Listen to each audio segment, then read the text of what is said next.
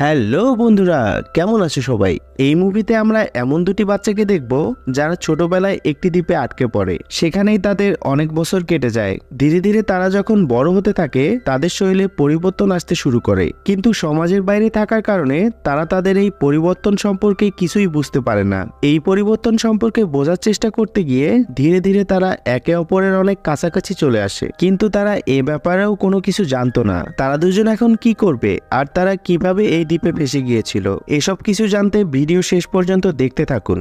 মুভির শুরুতেই একটি জাহাজকে দেখানো হয় যেখানে একটি ফ্যামিলি ছিল আর সেখানে দুটি বাচ্চা ছিল।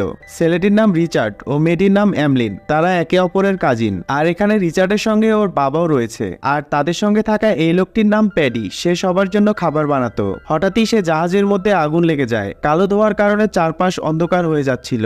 আর তখনই প্যাডি বাচ্চাদেরকে বাঁচিয়ে একটি ছোট